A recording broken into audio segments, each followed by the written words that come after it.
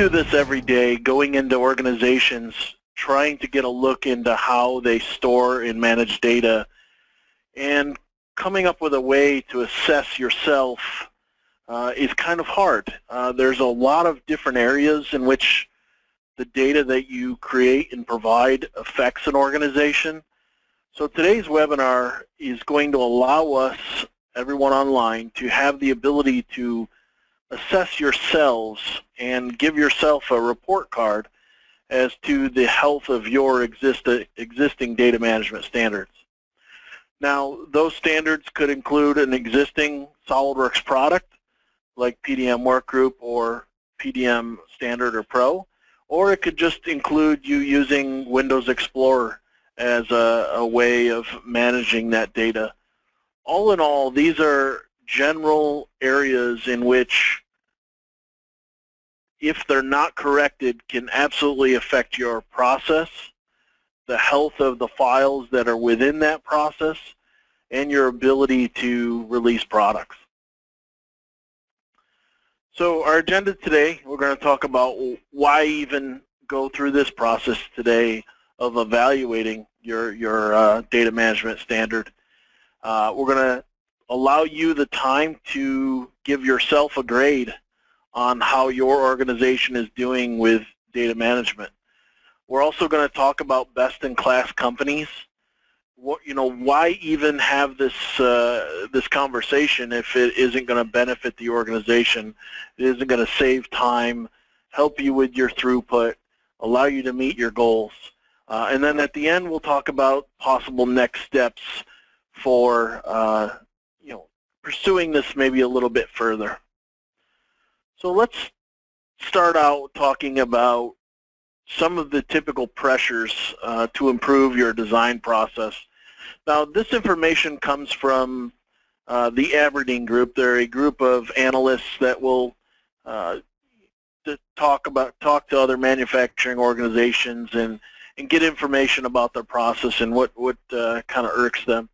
And if you look at the pressures, number one was the need to launch your products quickly.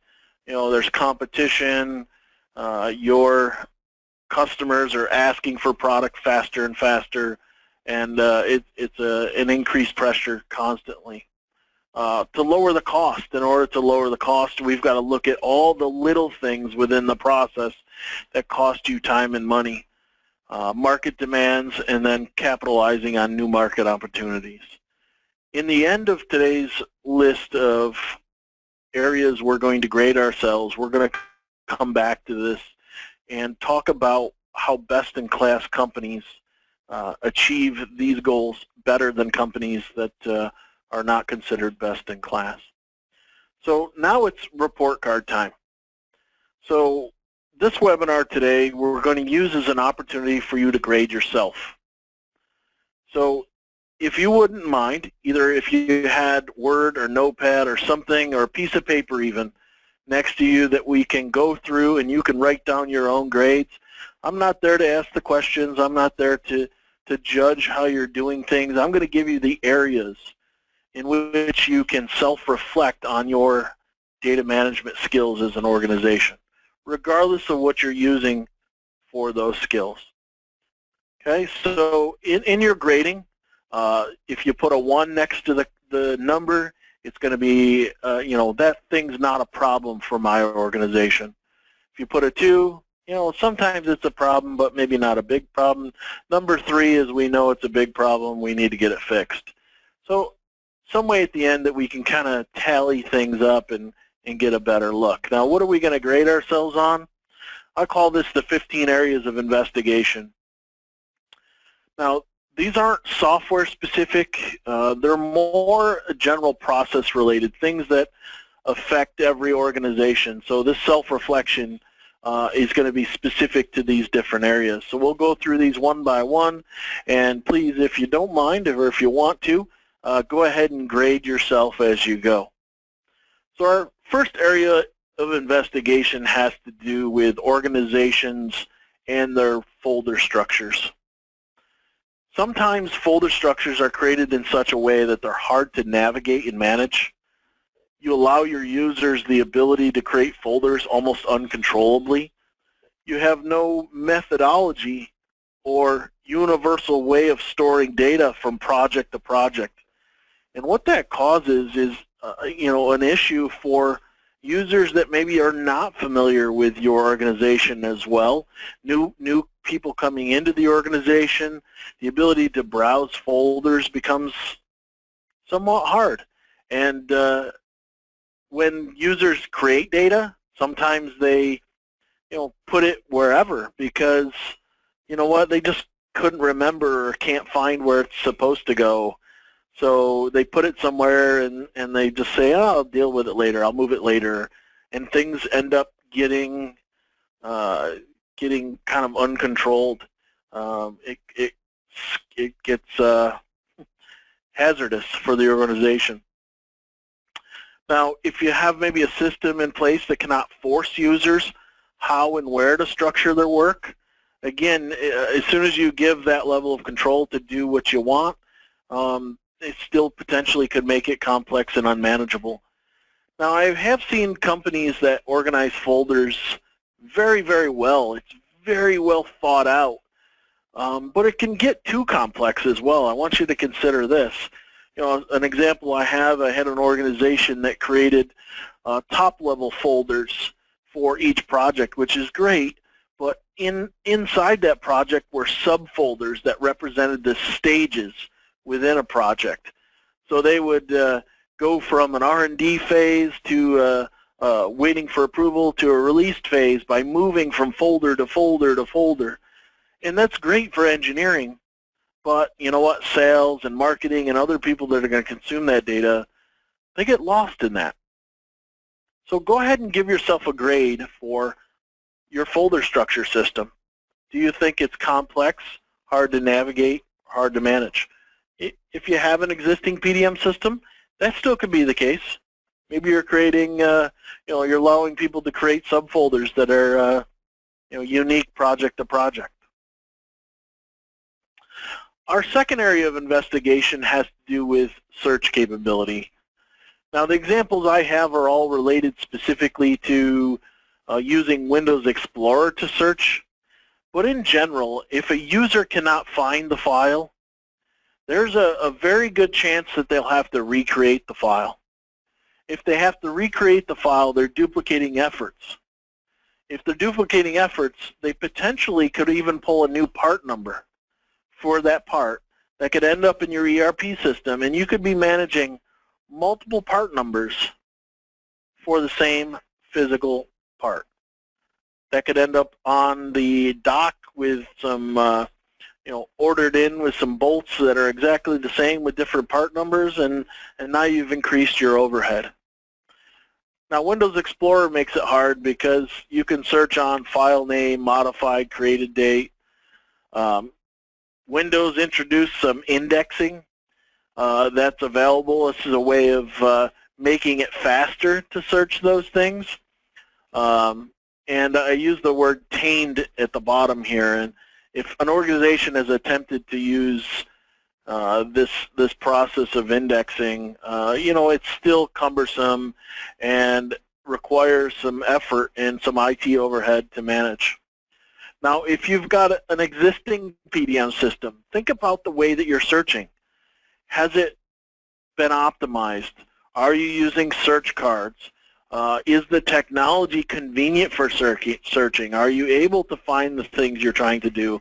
And I want you to just, self-reflect. Is this an area you need to get better in? Go ahead and give yourself a grade on that. Our next area of investigation has to do with manual revision control. So when it comes to revisions, and this goes for existing PDM systems as well, it seems like a lot of systems that you have in place don't meet the way that you want to create revisions. For instance, in Windows, if I want to create a revision, I typically make a copy of something. I move it from one folder to the other, I do my work, and then I make another copy, maybe changing the name or putting it in a different folder to do revisions. If I'm using Workgroup PDM, I don't like the way that it creates a revision every time I check it into the vault. So you know what, I don't check it into the vault, I bring it locally, I work on it, and maybe I even move it out of that folder and do something different locally until I'm done with it, then I check it in. So this manual revision control relies on the user to do it correct every time. And once you go through that process, there are so many holes and gaps that could cause an issue, not specifically just with SOLIDWORKS files, but with any file format. Once you get it local, you lose the ability to have the PDM controlling everything. So go ahead and give yourself a grade for your company's revision control methods.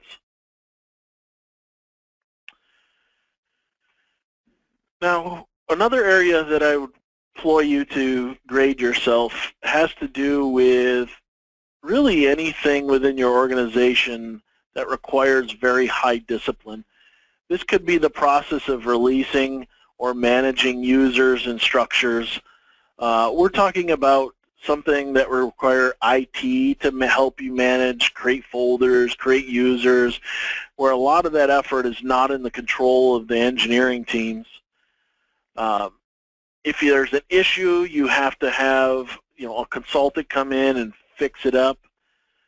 If your data management solution requires a lot of very high discipline, in today's day and age, it wastes time and it demotivates your users because they have to think so much about how to manage the data that it slows them down. It makes it harder.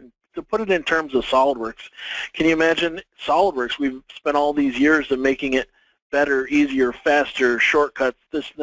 Imagine if SOLIDWORKS required very, very high discipline, and that we had to lock down our sketches every single time, and we had to do it in this order, right? Doesn't that cause issues? Well, the same thing goes for your data management. So go ahead and give yourself a grade on that as well. Deleting, overwriting, and renaming issues is the next one. If your users can perform all these functions, okay, it makes it very, very difficult to understand what they did. It's not to say they do it maliciously, it's probably accidental, but you have no way of determining what happens. Your only course of action, hopefully, is to get a backup.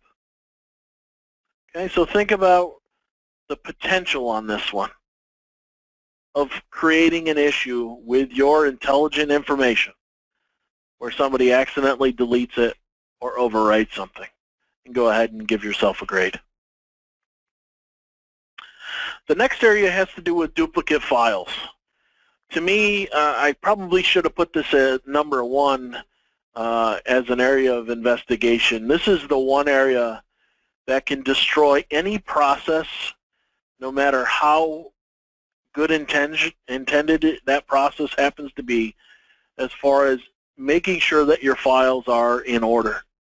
Whenever there are files that are duplicated from folder to folder, the strategies for backing up, the strategies for maintaining one single source of the truth inside of SOLIDWORKS is done, okay? And I found the statistics between 30 and 50% of documents in organizations are duplicated somewhere, copied to another folder, placed somewhere where it shouldn't be placed. Okay, somebody has to decipher what's the latest. Somebody could potentially get a hold of the incorrect version. I would say if you're a SOLIDWORKS organization, if you have PDM in place, hopefully you don't have duplicate files. If you have PDM in place, hopefully you're not copying anything outside the vault. If you don't have PDM in place, absolutely do not duplicate files.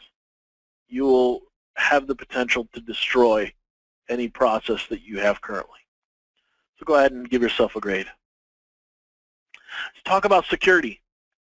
I find that a lot of times in organizations that don't have a method to secure data, they just won't allow users to get in there. They won't allow a user on the shop floor to browse to an assembly model to answer their own question about how something could be assembled.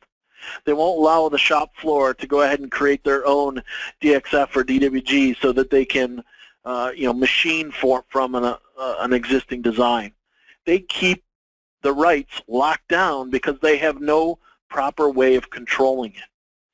In an organization with good data management standards, that stuff is opened up to the organization. But you're limiting and able to control who has read access, who has write access, who has no access. Also, the systems must understand, is it approved, is it in R&D, is it obsoleted? There has to be some procedure to understand where in the process something might be. Documents get placed in the wrong folders because people don't have access to the right folders. And again, it adds to that data management issue. Okay, so limited security. Go ahead and give yourself a grade. Next area of investigation is document attributes. To equate this to SOLIDWORKS, think of this as custom properties. Now, these don't become as important in Windows, for that matter, because it's very hard to create attributes for documents that you can see inside of Explorer. But if I go into Word today, I can create custom properties for a Word document. In SOLIDWORKS, I can create custom property. But organizations don't put document attributes into their documents because it's a very manual procedure now. Finding that information inside of a Word document, or even doing it in SOLIDWORKS through the custom properties and getting it the same every time to make sure that the properties are written the same and done the same, requires users to be on point. If you're using a PDM system, you've got the ability to put in custom properties. I would ask you, are you putting in enough information? Are you giving the organization the tools they need to find documents? And that's really what it comes down with these attributes. Once you've dedicated yourself to filling out certain bits of information, it will become accessible. If you index it in Windows, it will become accessible.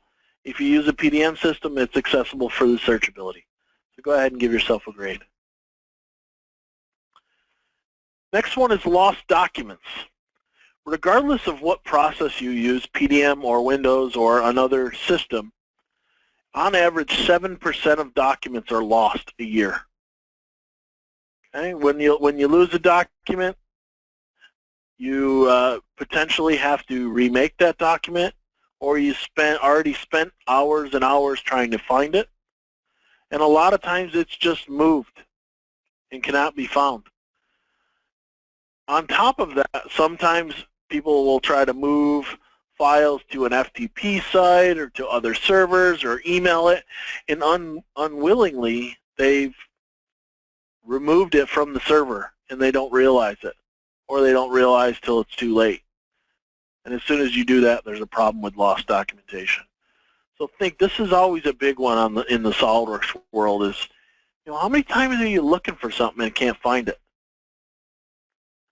In let's say PDM workgroup, if you ever done a search and it just doesn't show up, is the technology good enough to show you that the document's there? Are you managing workgroup well enough that it's doing what it needs to do? Go ahead and give yourself a grade. Server space. Organizations, I think every time we have discussions about the data management, one of the first things is about server space and how much it's increasing and how a new system might affect that. Duplications are necessary. We've already talked about that. These backups that are unintelligent, meaning that it's a user that just copies and pastes from one folder to the other, increases your server storage exponentially. This puts higher strain on the servers. Everything is going to take longer. Your automated backups, your antivirus scans, if you're doing indexing, and how it affects your processing power. Everything downstream clogs up when you duplicate files. So go ahead and give yourself a grade as far as your server is concerned. Concerns about how much space you have and how you're utilizing that space. This does coincide with the duplication as well. Audit trail. Another area for investigation is the audit trail. It's the ability to be able to understand and monitor changes to documents. Who opened the file, who saved the file, who put it on a flash drive, who emailed it. Really anything related to that side of things. I was at an organization that was concerned with their security with managing their CAD data.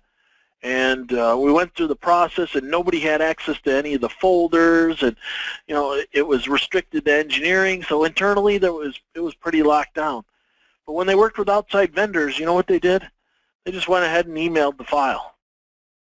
So you've broken this set of rules that you have of keeping things contained and locked down and secure, and you really have no audit trail who did that typically. So go ahead and give yourself a grade. Concurrent working. If you have to work multiple users on one project, what is it like? Is it easy? Can you do it over multiple days? Okay, or do you have to, one person shuts the file down, the next person works? Complex documents can ruin everything.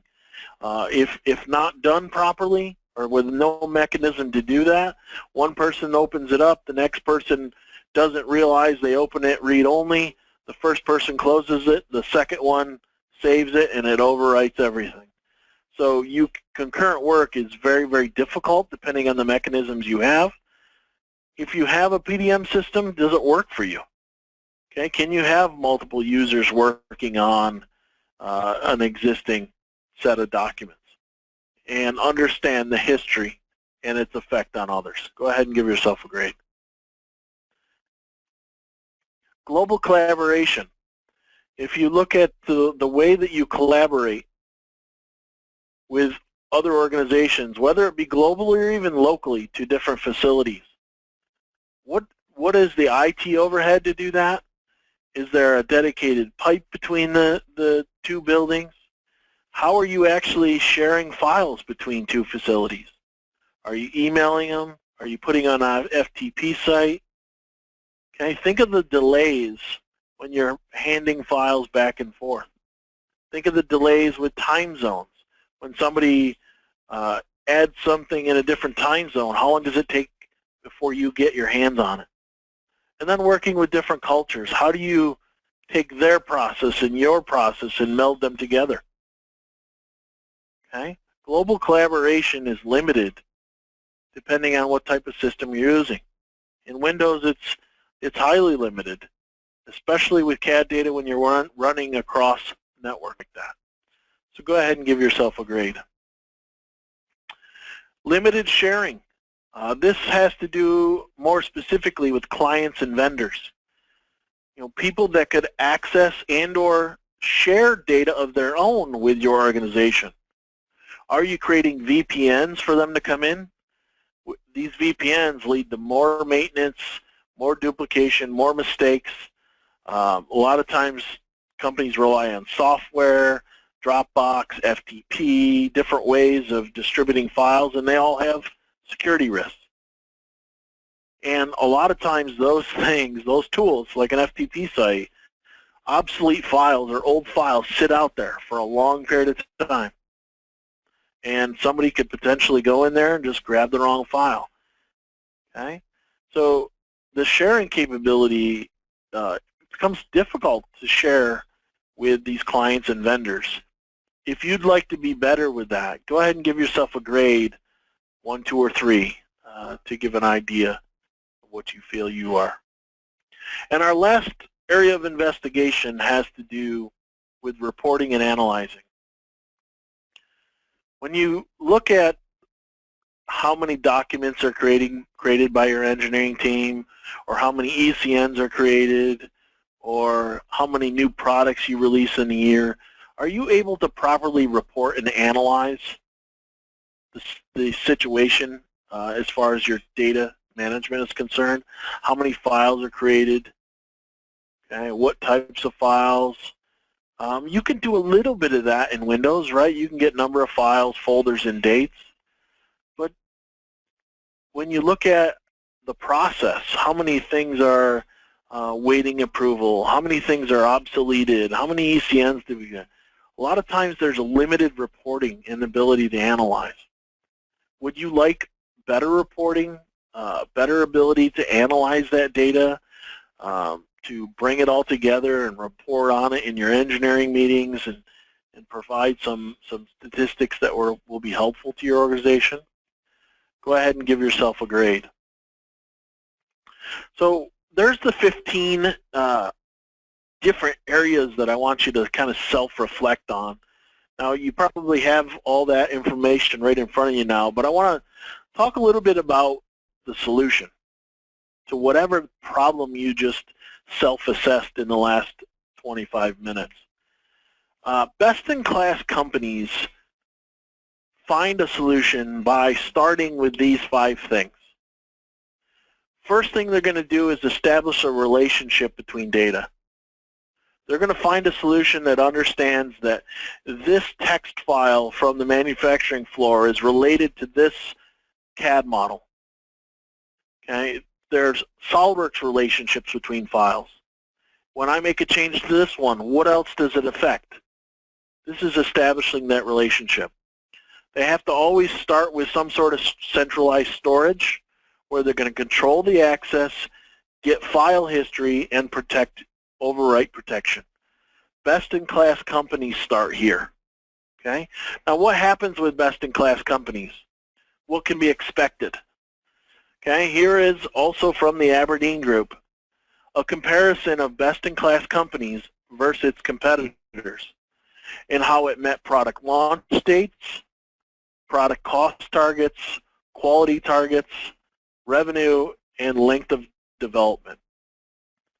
So a 20% decrease of development time for companies that have went ahead and fixed these issues and gotten better. Product launch dates, 20% difference. 19% on cost targets. So you can see best-in-class companies that have attacked these issues are able to clearly see a better path to meeting their product launch dates. So today's webinar is really about self-reflection to give you some areas to look into your own organization to understand where maybe you are deficient, where you do want to get better. Now, obviously, we wanted to bring these things up to talk about what products may be able to help you. And I want to give you some next steps. In each of your geographic locations, we're going to be running in less than 2 weeks a data management hands-on test drive. So we can take these report cards, bring them to that test drive, and we can go through the issues of your organization. You're going to be able to run a data management solution that will solve those or help you with those. Now, if you feel you've got enough of a grading and you want to share that with me, there's my email. Go ahead and send that at kevin@CADimensions.com. This will allow you to get us involved early. Let's talk about this. Let's see what grades you gave yourself, where we might be able to help and have this conversation. So I want to thank you for attending today. Don't forget to check us out on YouTube, Twitter, Facebook, and our blog for more great content by clicking on the links in the description below.